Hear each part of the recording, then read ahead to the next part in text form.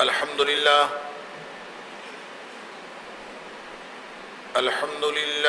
نحمده ونستعينه ونستغفره ونؤمن به ونتوكل عليه ونعوذ بالله من شرور أنفسنا ومن سيئات أعمالنا من يهده الله فلا مضل له ومن يضلل فلا هادي له ونشهد أن لا إله إلا الله وحده لا شريك له ونشهد أن محمدًا عبده ورسوله أرسله بالحق بشيرا ونذيرا بين يدي الساعة فمن يطع الله ورسوله فقد رشد واهتدى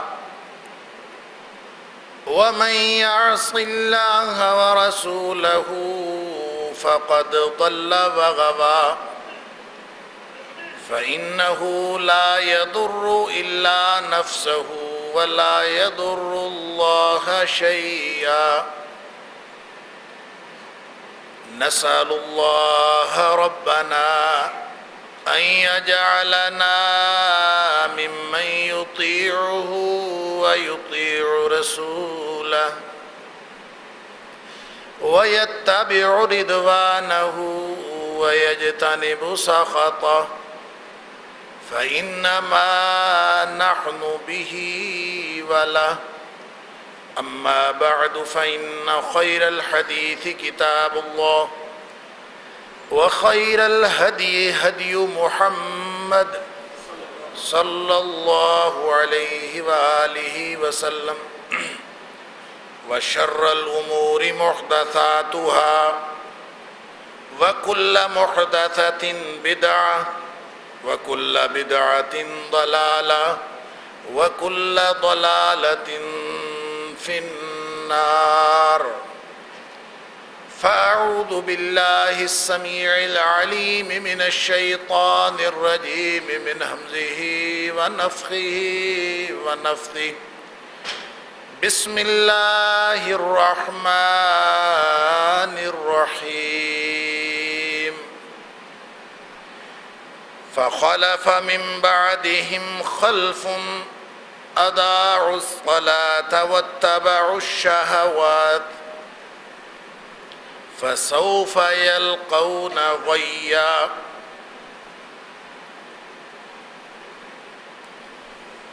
پھر ان کے بعد ایسے جانشین پیدا ہوئے جنہوں نے نمازیں ضائع کیں اور ساری زندگی اپنی خواہشات کے پیچھے گزار دی واتبعوا الشہوات مرغوبات نفس کے پیچھے دوڑتے رہے فسوف یلقون غیا بس یہ ان قریب جہنم کی ایک وادی غی کے اندر پہنچیں گے صدق اللہ العظیم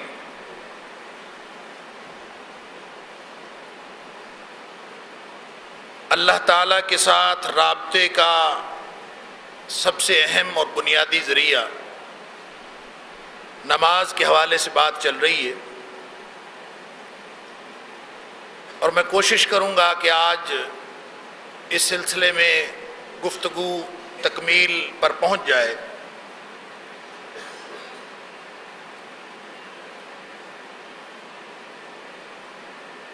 گفتگو اس نہج پر آگے بڑھ رہی تھی کہ نماز تو اللہ کریم کے ساتھ ایک رابطہ ہے، اللہ کریم کی یاد ہے،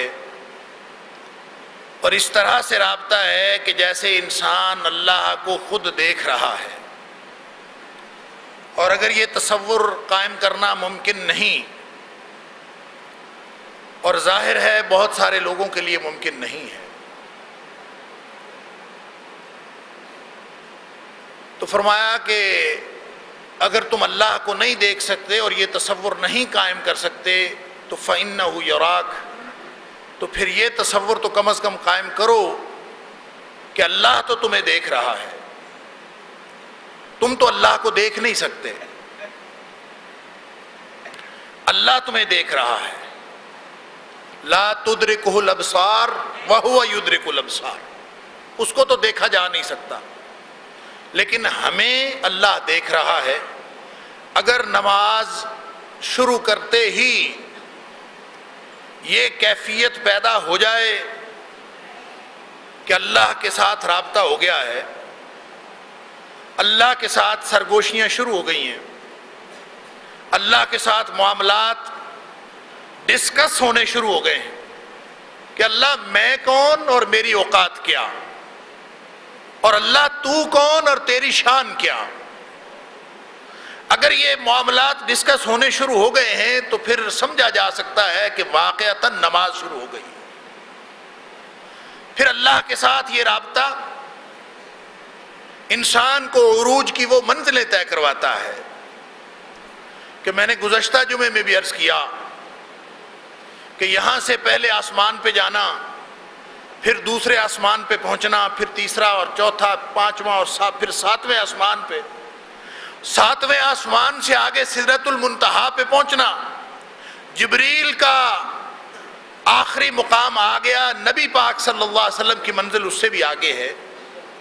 وہ مقام جو نبی پاک صلی اللہ علیہ وسلم نے اتنا سفر طے کر کے حاصل کیا، امتی کو اگر حاصل ہو سکتا ہے اللہ کے قرب کا مقام تو اس کا ذریعہ نماز ہے.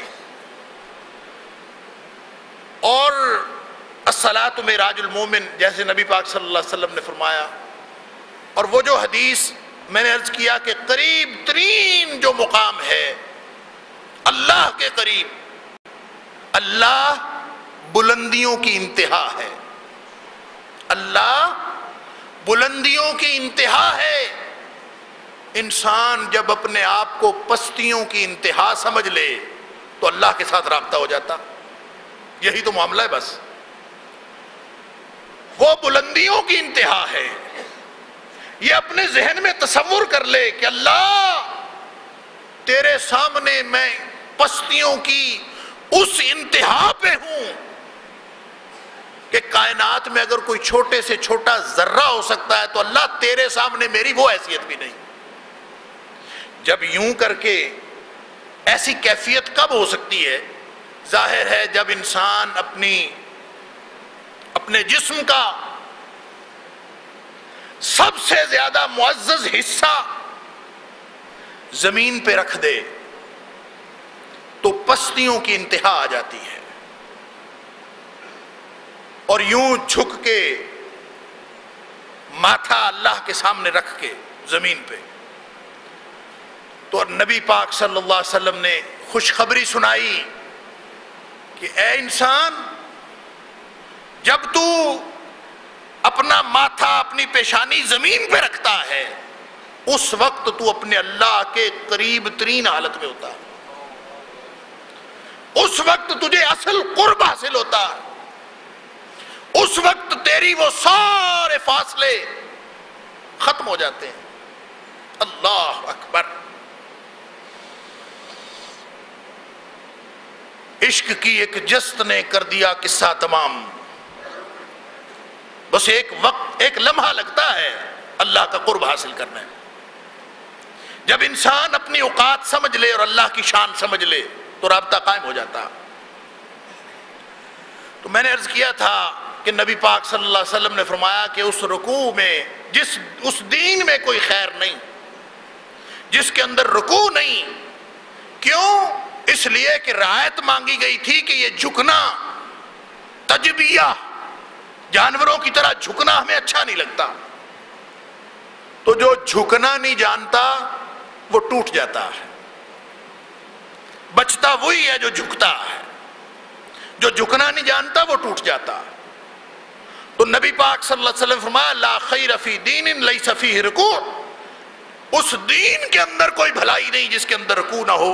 تو گویا جب انسان جھکا ہوا ہوتا ہے، میں نے سامنے آپ کے کیفیت رکھی تھی کہ نبی پاک صلی اللہ علیہ وسلم اور وہ جو دعا پڑھا کرتے تھے کہ اللہ سب کچھ تیرے سامنے جھکا ہوا ہے، اللہم انی لک رکعت وبک آمنت ولک اسلمت، اپنا سب کچھ تیرے سپرد کر دیا، خشع لک سمعی وبصری ومخی وعظمی، میری ہڈیوں کا گودا تک تیرے سامنے جھکا ہوا ہے، ومستقل بہ قدمی، اللہ یہ جو دو قدم کھڑے ہیں نا زمین پہ، جن پہ میں کھڑا ہوں، لوگ دیکھ رہے ہیں میں کھڑا ہوں، اللہ یہ بھی تیرے سامنے جھکے ہوئے ہیں، حقیقت میں یہ بھی جھکے ہوئے ہیں۔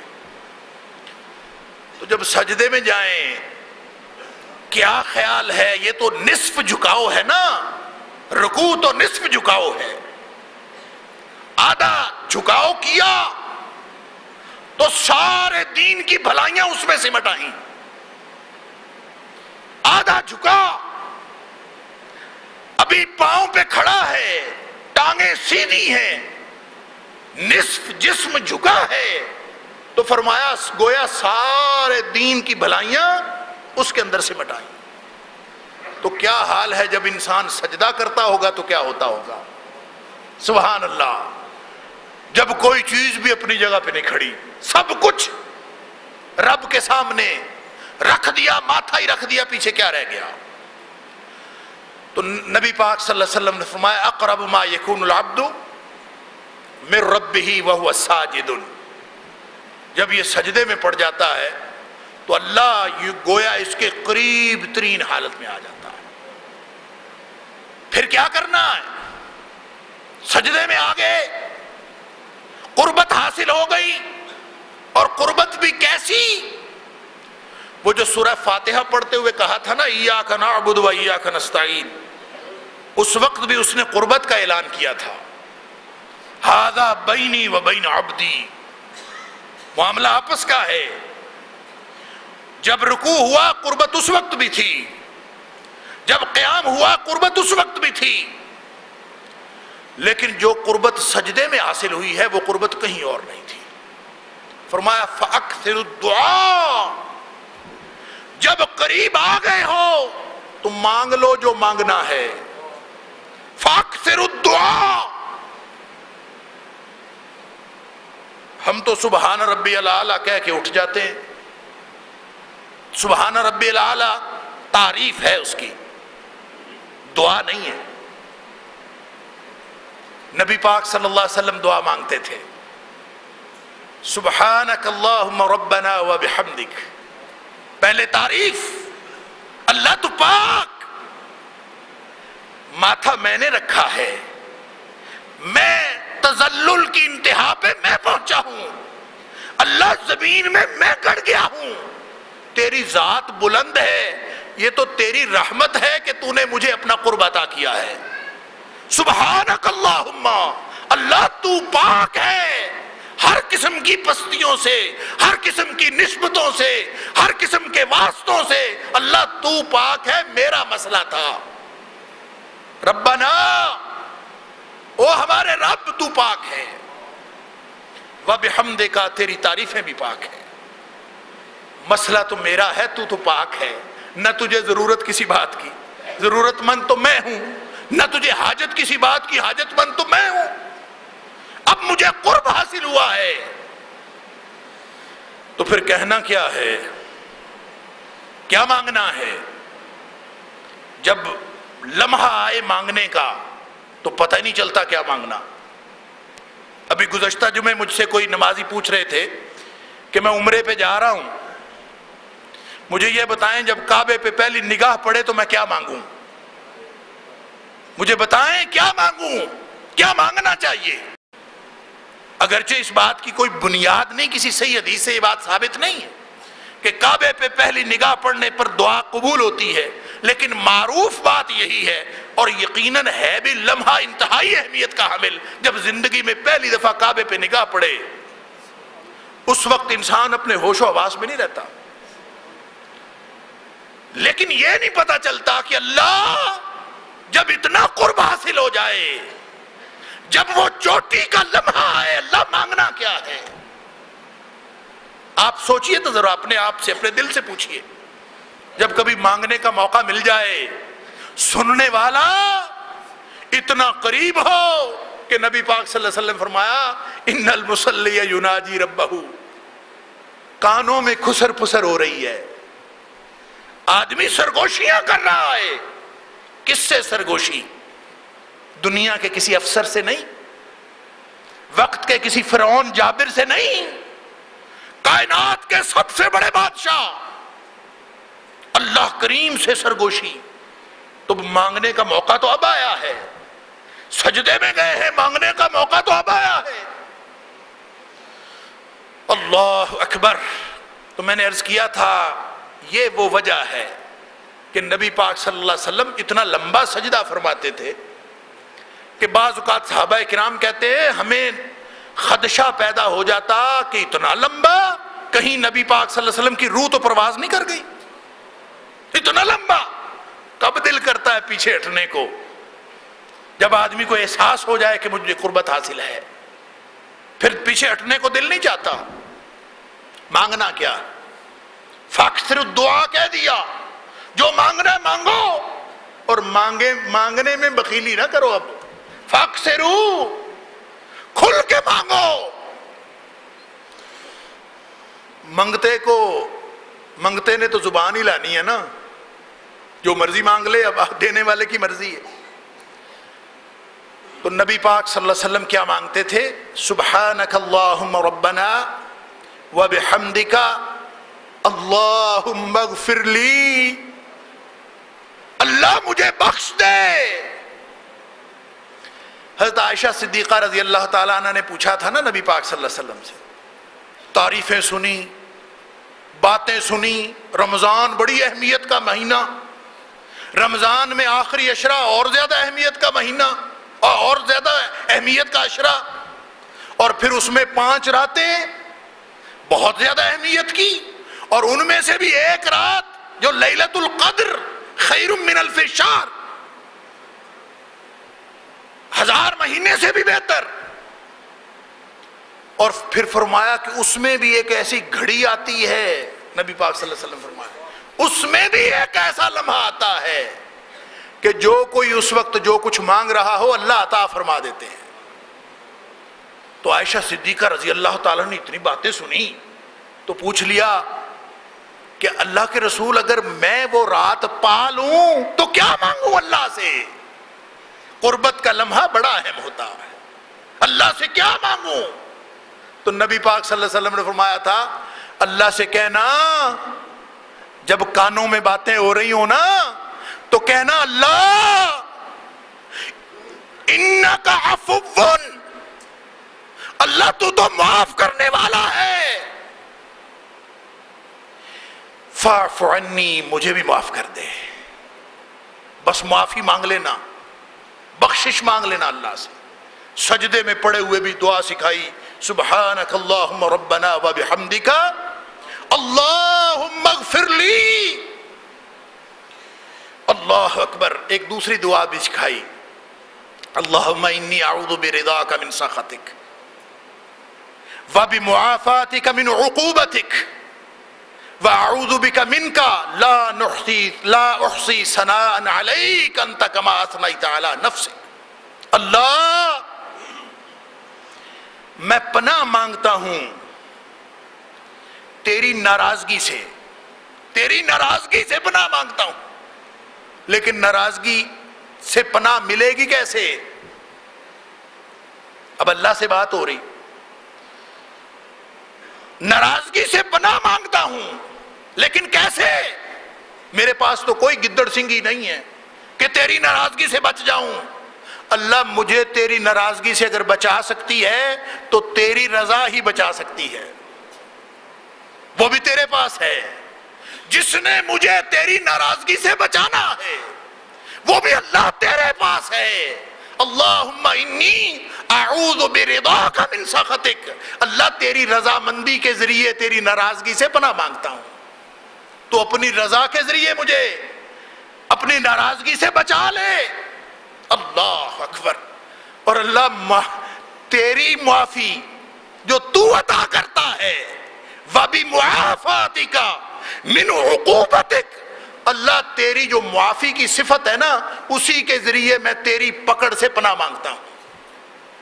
گناہ مجھ سے ہوئے ہیں، پکڑ میرے اوپر واجب ہے، غلطیاں میں نے کی ہیں، ناراضگی میرے اوپر واجب ہے، لیکن اللہ جس ذریعے سے میں تیری پکڑ سے بچ سکتا ہوں، اللہ جس ذریعے سے میں تیری ناراضگی سے بچ سکتا ہوں وہ بھی تیرے پاس ہے. اللہ اکبر. پھر آخر پہ تو کہہ دیا، انتہائی کر دی، وَأَعُوذُ بِكَ مِنْكَ لَا أُحْصِي ثَنَاءً عَلَيْكَ. اللہ جو تیری تعریف ضروری ہے نا تیری پناہ میں آنے کے لیے اور تجھ سے پناہ مانگنے کے لیے، اللہ جو کچھ ضروری ہے میں وہ کر ہی نہیں سکتا، مجھ سے ہو نہیں سکتا، میں تو کمزور ہوں. لا احصی ثناء علیک. اللہ جو تیری تعریف کرنی چاہیے، جس کے ذریعے سے تیری پکڑ سے بچا جا سکتا ہے، جس کے ذریعے تیری ناراضگی سے بچا جا سکتا ہے، اللہ وہ میں تو کر ہی نہیں سکتا. تو پھر جب میں نہیں کر سکتا تو پھر اللہ کیا؟ انت کما اثنیت علی نفسک. اللہ جیسی تو اپنی تعریف کرے نا تو کر سکتا، میں نہیں کر سکتا. جو تو اپنی تعریف کرے، جو اس کی وسعتیں ہیں اللہ، ان وسعتوں کے سبب میں تجھ سے پناہ مانگتا ہوں. اللہ اکبر. ذرا سوچئے تو اگر یوں سجدہ کر لیا جائے تو وہ ہے نا ایک سجدہ جسے تو گراں سمجھتا ہے، 1000 سجدے سے دیتا ہے آدمی کو نجات. یہ ہے وہ سجدہ. لیکن ہم سجدے کرتے ہیں. اللہ تعالیٰ معاف فرمائے، اول تو سجدے کرتے ہی نہیں، ہوتے ہی نہیں ہم سے. اللہ قرآن میں فرماتا ہے فَخَلَفَ مِن بَعْدِهِمْ خَلْفٌ. جانشین پیدا ہوئے. پیچھے ذکر پتہ کن کا، کن کے جانشین پیدا ہوئے؟ ابراہیم علیہ السلام کا ذکر ہے، اسماعیل علیہ السلام کا ذکر ہے، اسحاق علیہ السلام کا ذکر ہے، موسیٰ علیہ السلام کا ذکر ہے، ادریس علیہ السلام کا ذکر ہے، پھر بعد میں آدم علیہ السلام کا بھی ذکر ہے.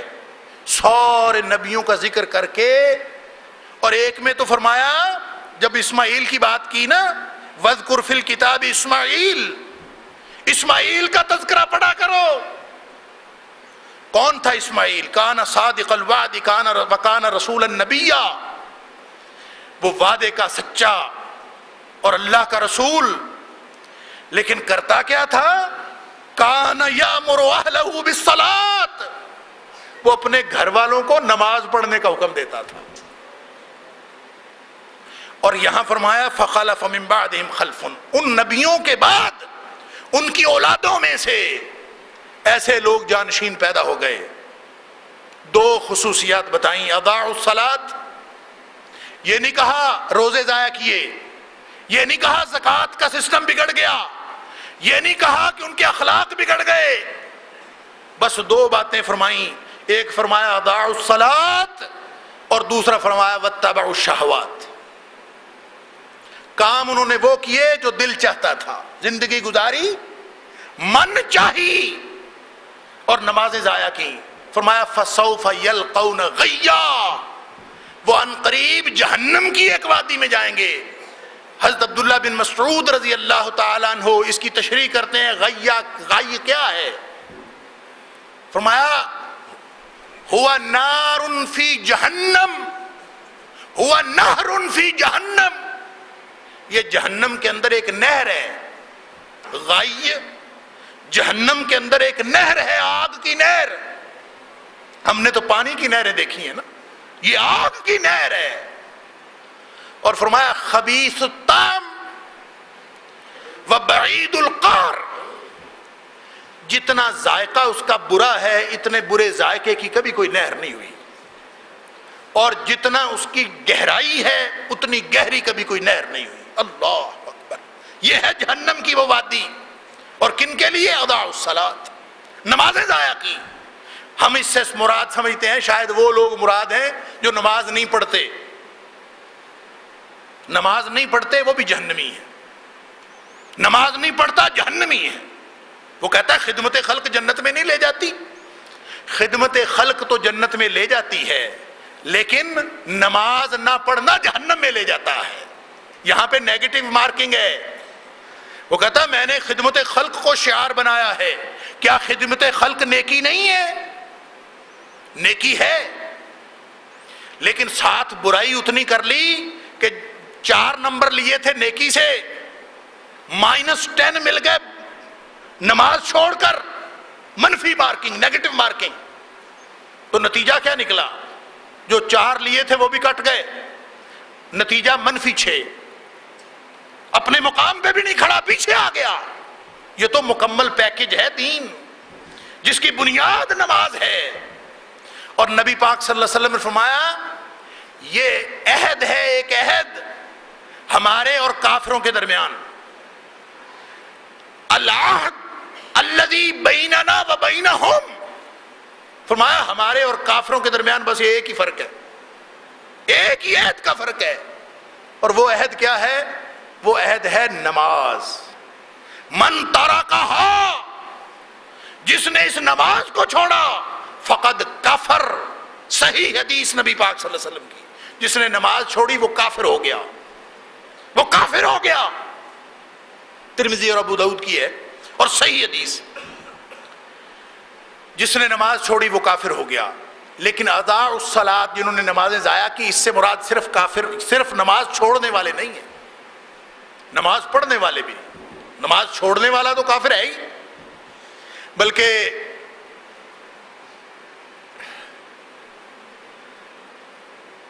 قرآن میں 28ویں پارے میں غالباً یا 29ویں پارے میں ایک مکالمہ ہے جنتیوں کا اور جہنمیوں کا، اور اللہ کریم نے وہ نقشہ کھینچا ہے کہ جنتی جہنمیوں کو دیکھیں گے اور دیکھ کے پہچان لیں گے کہ یہ وہی لوگ ہیں جو دنیا میں ہمارے ساتھ کاروبار کرتے تھے، ہمارے ساتھ کھیلتے پھرتے تھے، ہمارے محلے میں رہتے تھے، ہمارا ایک جیسا رہنا سہنا تھا، ایک ہی طرح کا ہمارا لائف سٹائل تھا، تو یہ جہنم میں کیوں چلے گئے؟ حیران ہوں گے۔ تو یہ قرآن نے اس مکالمے کا ذکر کیا، پھر انہی سے پوچھیں گے کہ تم جہنم میں کیوں چلے گئے؟ فی جنات یتساءلون، قرآن کہتا ہے کہ جنت کے اندر جنتی سوال پوچھیں گے، کس سے پوچھیں گے؟ عن المجرمین، مجرموں سے پوچھیں گے۔ ما سلککم فی سقر، بتاؤ تو تم جہنم میں کیوں چلے گئے؟ تھے ہم اکٹھے، سارے معاملات ٹھیک تھے، تم جہنم میں کیوں گئے؟ تو اس میں وہ 4 باتیں بتائیں گے آگے سے، 4 وجوہات ہوئی ہمارے جہنم میں جانے کی۔ سب سے پہلی بات وہ کہیں گے قالوا لم نک من المصلین، ہم نماز نہیں پڑھتے تھے۔ فرق اتنا تھا، کاروبار اکٹھا، کھیل اکٹھی، شغل اکٹھے، فرق صرف اتنا تھا کہ جب نماز کا وقت آتا تھا تم مسجد چلے جاتے تھے، ہم وہیں بیٹھے رہتے تھے۔ لم نک من المصلین، پہلا فرق یہ ہے کہ ہم نماز نہیں پڑھتے تھے، اور دوسرا فرق یہ ہے وَلَمْ نَكُ نُطْعِمُ الْمِسْكِينَ، کبھی مسکین کو کھانا کھلانے کی فکر ہم نے نہیں کی تھی۔ دوستوں بیلیوں کو تو بہت کھلاتے تھے، رشتہ داروں کو بہت کھلاتے تھے، افسروں کو کھلاتے تھے، بڑوں بڑوں کو کھانے کھلاتے تھے، لیکن غریبوں کو کھانا کھلانے کا کبھی نہیں سوچا تھا کہ مسکینی کو بھی کھانا کھلائیں، یہ نہیں ہم کام کرتے تھے۔ اور تیسری بات وہ کہیں گے وَكُنَّا نَخُوضُ مَعَ الْخَائِضِينَ، تم نماز پڑھتے تھے، ہم گپے مارنے والوں کے ساتھ بیٹھ کے گپے مارتے تھے، انہی کے ساتھ مصروف، غافل، بلکہ مذاق الٹا کیا کرتے تھے۔ اور اصل میں سب سے چوتھی بات اور آخری بات جس کے اندر ساری باتیں شامل ہیں، کردار بنتا ہے آدمی کا اس سے، فرمایا اصل بات یہ ہے وَكُنَّا نُكَذِّبُ بِيَوْمِ الدِّينِ، ہمیں قیامت کے دن کا یقین ہی نہیں تھا، قیامت کے دن کو ہم جھٹلاتے تھے کہ نہیں آنا، ایسے مولویوں نے شوشہ چھڑا ہوا ہے۔ یہ 4 باتیں ہیں جو جہنم میں جانے کا باعث بنے گی۔ اللہ، اس میں سب سے پہلی بات نماز نہ پڑھنا، یہ تو بات ان کی ہے جو نماز نہیں پڑھتے، اور جو پڑھتے ہیں یہ بھی قرآن نہیں ہے فَوَيْلٌ لِّلْمُصَلِّينَ، الذین هم عن صلاتهم ساہون. اور ساہون میں نے آپ کو ریفرنس دیا تھا، اس حدیث کی طرف آپ کا ذہن پھر جانا چاہیے. میں نے آپ کے سامنے حدیث رکھی تھی کہ فرمایا من صلی سجدتین، 2 رکعتیں کوئی آدمی پڑھ لے، من صلی سجدتین، 2 رکعتیں لا یسہو فیہما،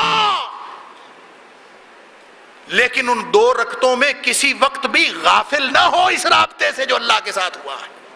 لا یسہو فیہما، رابطہ نہ ٹوٹے، لائن نہ کٹے. فرمایا غفر اللہ ما تقدم من ذنبہ، اس کے گزشتہ ساری زندگی کے گناہ معاف ہو جاتے ہیں 2 رکعت نماز پڑھنے سے. لا یسہو فیہما، وہی سین ہا واو کا مادہ. یہاں فرمایا فویل للمصلین الذین هم عن صلاتهم ساہون، جو اپنی نمازوں سے کیسے غافل ہیں. غافل ہونے کا مطلب ہے نماز پڑھتے ہیں، رابطہ قائم نہیں ہوتا اللہ کے ساتھ. رابطہ قائم نہیں ہوتا تو ایسے نمازی جہنم میں جائیں گے، نمازی بھی جہنم میں جائیں. اس کی وضاحت ایک تو اس حدیث میں ہوتی ہے کہ نبی پاک صلی اللہ علیہ وسلم نے فرمایا، ایک شخص نے نماز پڑھی نا، بخاری شریف کی حدیث، ایک شخص نے نماز پڑھی. حدیث کے الفاظ ہیں کہ نبی کریم صلی اللہ علیہ وسلم ایک مسجد میں تشریف لائے اور ایک اور آدمی بھی آیا. آپ نے اس شخص کو دیکھا، اس نے نماز پڑھی. نماز پڑھنے کے بعد اس نے نبی پاک صلی اللہ علیہ وسلم کو سلام کیا، اور سلام کرنے کے بعد گویا جانے لگا. نبی پاک صلی اللہ علیہ وسلم نے اس کو وعلیکم السلام تو کہہ دیا. فرد النبی صلی اللہ علیہ وسلم علیہ السلام، آپ نے اس کو وعلیکم السلام تو کہہ دیا، لیکن ساتھ آپ نے فرمایا ارجع وصلی فإنک لم تصلی، واپس جا اور جا کے دوبارہ نماز پڑھ، تیری نماز ایسے ہے جیسے تو نے پڑھی کوئی نہیں.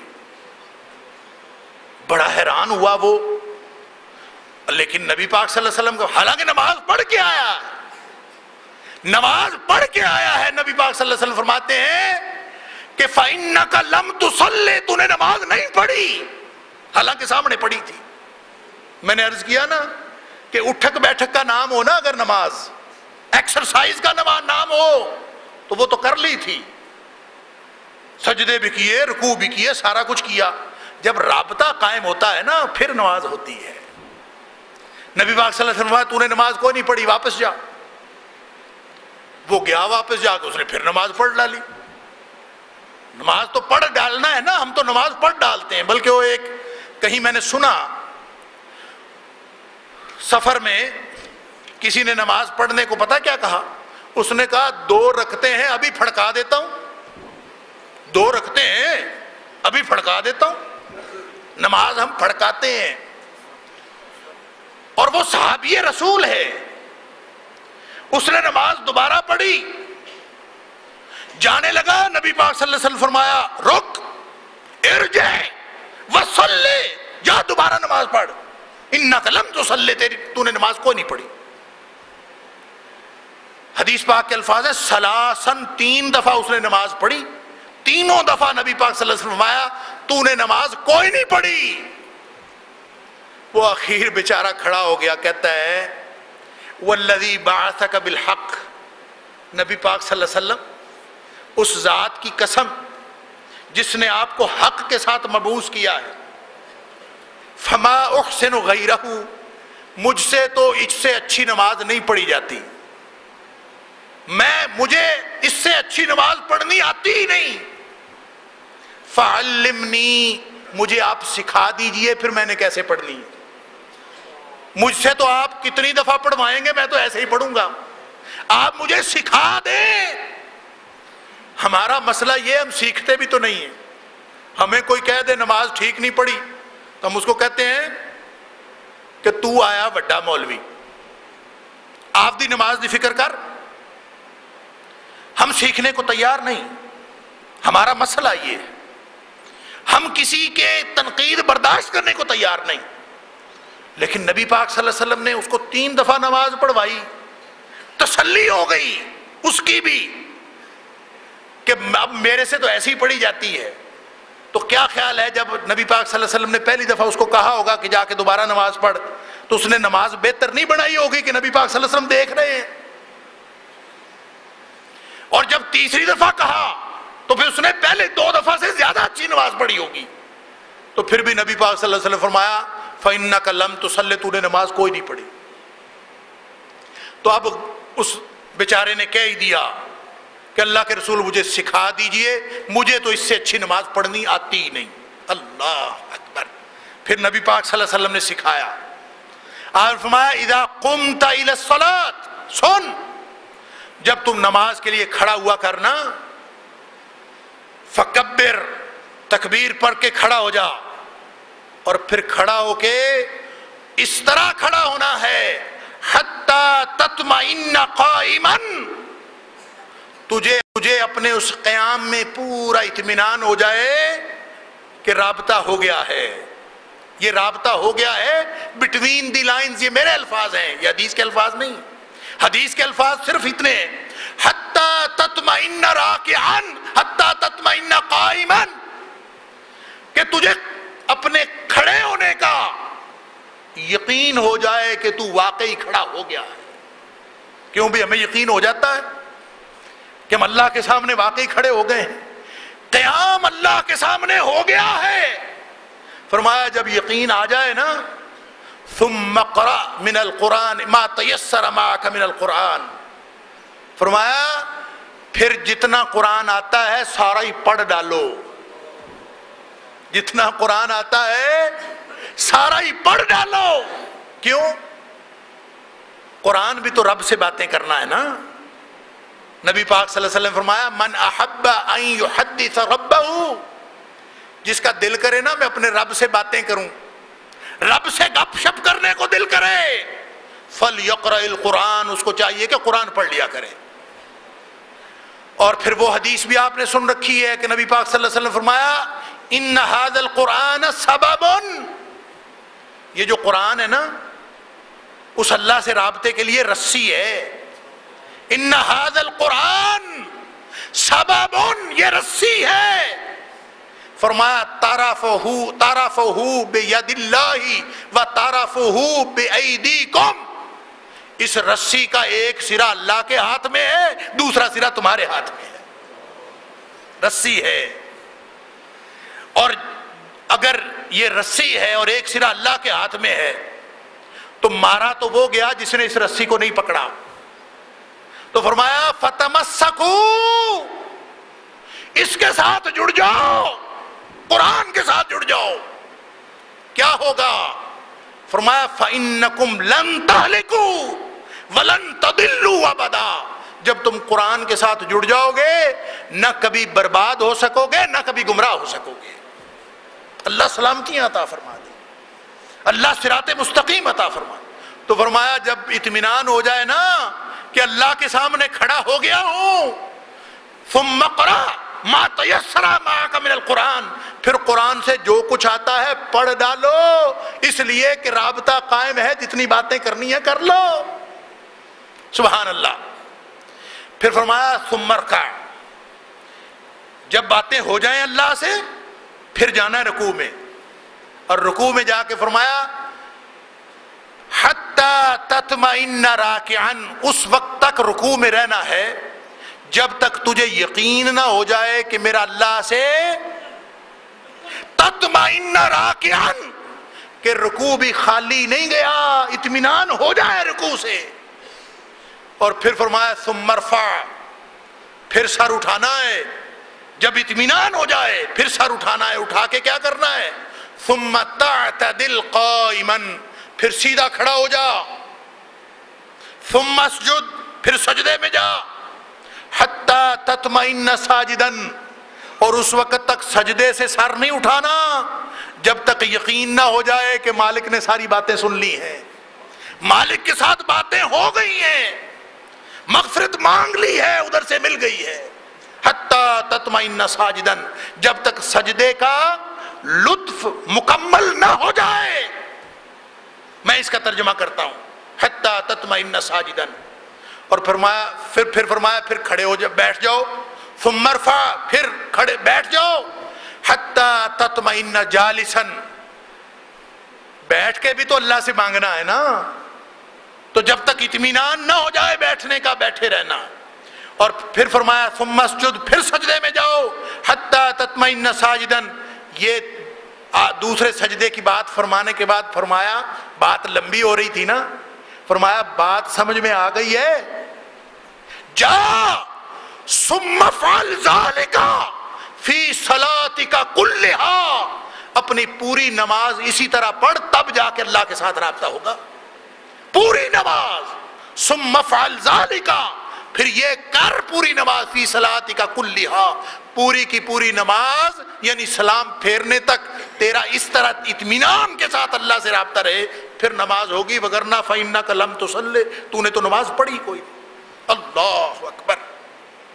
حضرت حذیفہ بن یمان رضی اللہ تعالیٰ عنہ، انہوں نے ایک شخص کو نماز پڑھتے دیکھا، نماز پڑھی اس نے، لیکن یہ بھی بخاری شریف کا اثر ہے، بخاری شریف کی روایت ہے، اور اس بخاری شریف کی اس روایت کے الفاظ ہیں لم یتم الرکوع والسجود، کہ اس نے نہ رکوع پورا کیا اور نہ اس نے سجدہ پورا کیا، اور لا یتم الرکوع، کہ نہ اس نے سجدہ پورا کیا نہ رکوع پورا کیا. تو حضرت حذیفہ اس شخص کو پتہ کیا کہتے ہیں؟ وہی بات جو نبی پاک صلی اللہ علیہ وسلم سے سنی تھی. فرمایا ما صلیت، تو نے نماز کوئی نہیں پڑھی. اور پھر ساتھ فرمایا، تنبیہ سنیے، بخاری شریف کی روایت ہے، حضرت حذیفہ فرماتے ہیں اس شخص کو جس کی نماز سنی، پڑھی، دیکھی، فرمایا ولو مت، تو اگر اس وقت تیری موت آ جائے نا، جیسی تو نے نماز پڑھی ہے، ولو مت، اگر تو مر جائے، مت علی غیر الفطرہ ما فطر اللہ محمد صلی اللہ علیہ وسلم علیہ، جس دین پر محمد صلی اللہ علیہ وسلم کو اللہ نے پیدا کیا ہے نا، تو اس دین سے ہٹ کر یعنی بے دینی مر جائے اگر تو اس وقت مر جائے تو. ولو مت علی غیر الفطرہ، تو مرے تو تو بے دین ہی مر جائے گا. اس کا مطلب ہے جس نے نماز ٹھیک نہیں پڑھی اس پر بھی کفر لازم آتا ہے. اللہ اکبر. اور میرے بھائیوں اور بزرگوں، اللہ تعالی ہمیں اس بات کی توفیق عطا فرمائے کہ ہم نماز پڑھیں اور اس طرح سے پڑھیں. اس کا دوسرا حصہ جو اس آیت کا میں اس پہ گفتگو کرنا چاہتا تھا، وَاتَّبَعُوا الشَّهَوَاتِ، وہ رہ گیا ہے. انشاءاللہ کوشش کروں گا کہ اگلے جمعے پہ اس پہ بات ہو جائے. اللہ تعالیٰ مجھے اور آپ کو، ہم سب کو صحیح معنوں میں قرآن سمجھنے، اس پر عمل کرنے کی توفیق عطا فرمائے. وآخر دعوانا الحمدللہ رب العالمین.